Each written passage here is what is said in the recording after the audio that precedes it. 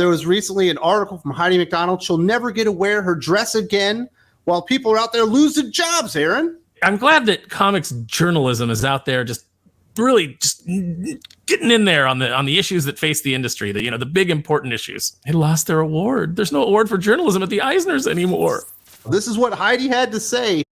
And aside from losing our tatty little Eisner award, times have never, ever been worse for comics writing on the internet. And I say that as someone who's written some state-of-the-industry pieces over the last 20 years. Newsarama is no more. CBR, I'm told, is limited to a handful of stories about comics a day. I know the Popverse gang is doing their best, but their front page is 90% media headlines. I was told this week that comics coverage is cut almost entirely at another fairly prominent pop culture site. Comics news just doesn't get any traffic. And the cold equations say that it doesn't pay. So out it goes. I think that you could make a pretty solid case. You could build a solid thesis. Heidi McDonald could be patient zero in why people don't trust comics journalism anymore. The article talks about like this hostile attitude toward journalism. It's like, no. Nobody has a hostile attitude toward journalism. We have a hostile attitude toward propaganda. We have a hostile attitude towards people who, present news in a way that protects their cronies, that maybe covers up for some friends that may have embezzled from somebody, that kind of cover up for sex pests. Oh, I'm sorry, notorious flirts, allegedly. Well, and also, who was it? Valerie Durazio. They made this big rumor about her being trans or something, and there's like evidence out there that Heidi knew about it, but never tried to stop it because I guess it wasn't in her interest. I guess, or maybe it was some friends of hers. She wouldn't get invited to things like the Eisners if she dares speak about it. Can you imagine selling your soul and your integrity to get invited to some comic industry parties like the Eisners? The Eisner. Have you ever been to the Eisners, Wes? No. They are boring. So boring. Obviously, I'm coming from the comic book customer, the reader perspective here. When you're reading an article on CBR or Comics Beat or Newsarama, they're like, comic industry superstar Charlie Jane Anders, groundbreaking New Mutants Lethal Legion story. You can't take these people seriously. They're not being honest about what's actually out there. And half the time they try to raise the profile of anybody in comic books, it's never anyone that's doing good. It's just people that have been hired by the industry for reasons that are beyond me. It must be checkboxes and all that kind of stuff. And they act like they're just solid gold the moment they arrive and never, ever expect anyone to write a good story before they praise them as somebody amazing. Yeah, it's utterly ridiculous. It's like, just regurgitate press release. Who is it that big company wants to promote? Okay, let's put that out there. Let's call them megastar or, put whatever modifier we want on there to try to, put some hype on this press release. But basically, that's what it is. It's just like, oh, what did you want to get out there, company? Okay, here we go. Let's just run rubber this. Stamp.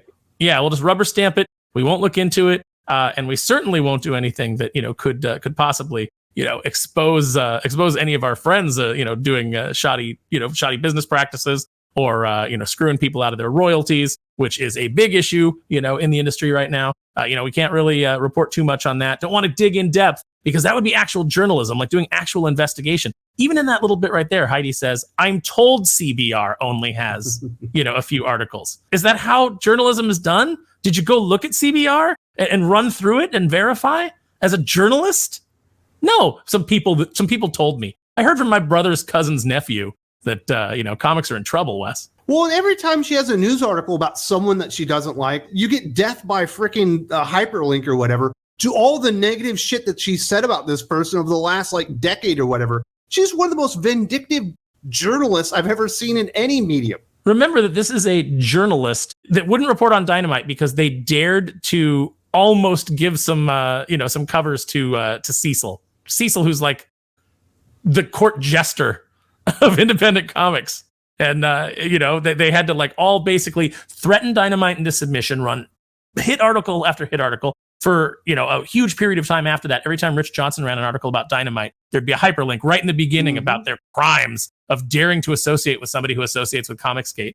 She doesn't report on any book on Indiegogo. She would do it on her site. There was a indie comics wrap up where they would talk about crowdfunded books. Not one Indiegogo book ever, because, she had decided that the people who go to Indiegogo are her political enemies. She later states That's what we're up against, folks. Google has absolutely pulverized small independent websites unless you aggressively game the system with SEO, SERP tricks, and AI has made that even more difficult and made original human-crafted content even harder to find. The blogosphere is dead unless you want to work side by side with Nazis. The newsletter revolution is stalled out. And now, not even an Eisner Award nomination. It sounds to me, Wes, like comics journalism isn't dying. It's changing. And that's got some people scared. And it's not a bad thing, Aaron. No, it's not. It's like change is good, especially when the change is away from corruption and towards sources that will actually give you, their honest opinion. She can complain about Google all she wants. The fact is, YouTube is eating comics journalists' lunch. It's eating Google owns journalists' YouTube. lunch.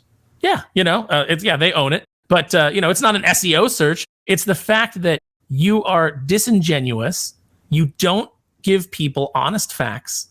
You don't report unbiased information. You have an agenda, and people see that. And so people instead turn to people that they're like, well, these guys, I may not always agree with their opinion, these guys on YouTube, but at least I know where they're coming from. At least I know there's not, an agenda under there besides giving me their honest opinion. Whether I agree with it or not is another thing, but that's what we try to do here. And the worst thing is this is the headline article on the Comics Beat, the best coverage of comic books on the internet or whatever. And there's real stuff going on there. No one cares if Heidi McDonald doesn't get to wear her fucking Eisner dress or get to buy another frock this year. Perhaps they should have covered this. Megamind Comics, following a year when dozens of comic book shops across the country were forced to close their doors, many of whom had been in business for decades. We count ourselves lucky to have made it this far. We hope the holiday shopping season would be healing balm to get us back on track, as it has always done since opening our doors 6 years ago. But it's become increasingly more difficult to compete with the likes of Amazon and many corporate retail behemoths that can not only offer ease and convenience, but steep discounts that smaller shops like us just can't match. And so after a decision made out of desperation, MegaBrain has been left at the end of a $14,500 rope held by a predatory creditor, as well as $9,400 outstanding vendor invoices, making it impossible to operate. Perhaps that should be the headline rather than, I don't get to wear my dress. Yeah, but this is, this is a person who I think you could very easily go through and prove has never really had, at least in the last 10 years, a vested interest in the health of the industry. This person has a vested interest in being able to get invited to the right parties and be part of the right little social circle and, run cover for the absolute failure that is the Big Two's current output. They were very careful to not skirt anywhere near these books are unsellable because they don't want to bring that extra heat. They actually would like some people to donate to their shop and help them cover these expenses. And they know that if they dare say the problem is the product, a big part of it is the product. Yes, it's Amazon. Yes, it's these steep discounts that other retailers get. Yes, it's the fact that we don't get as much of a retail discount anymore, or wholesale discount, I should say, because it's spread amongst multiple distributors now. All those things are problems.